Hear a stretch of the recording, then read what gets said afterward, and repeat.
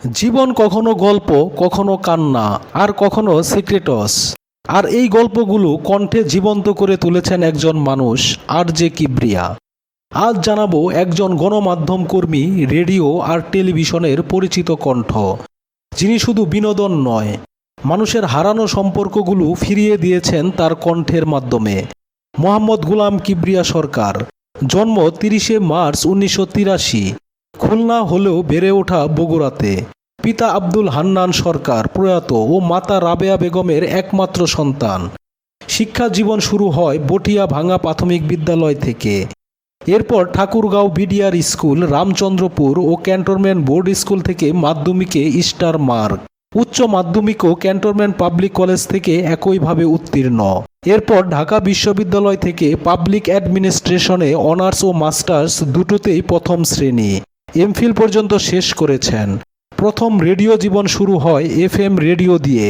এরপর থেকে একে একে রেডিওতে 11 বছর এবং টিভিতে 5 বছর পার করেছেন। বর্তমানে মাছরাঙা টিভির জনপ্রিয় অনুষ্ঠান রাঙা সকাল এর উপস্থাপক ও ইউল্যাবে রেডিও অ্যাডভাইজার ফ্যাকাল্টি হিসাবে যুক্ত আছেন।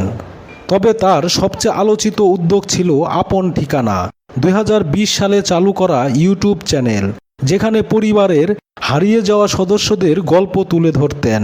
মাত্র কয়েক মাসেই চ্যানেলটি হয়ে ওঠে হারানো মানুষের ফিরে পাওয়ার আশ্রয়। এখন পর্যন্ত প্রায় 400 এপিসোড, আর তার মাধ্যমে 350 জনের বেশি মানুষ ফিরে গেছেন তাদের পরিবারে। স্ত্রী রাফিয়া লোরা। আর ব্যক্তিগত জীবনে অত্যন্ত সাদামাটা আর গ্রামপ্রেমী কিবরিয়ার এক স্বপ্ন, একদিন শহর ছেড়ে গ্রামে গিয়ে গড়ে তুলবেন একটা খামার বাড়ি, সেখানেই কাটিয়ে দেবেন জীবনের শেষ দিনগুলো।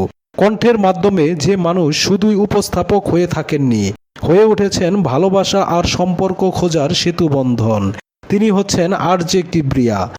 ভিডিওটি শেষ অবধি দেখার জন্য অসংখ্য ধন্যবাদ।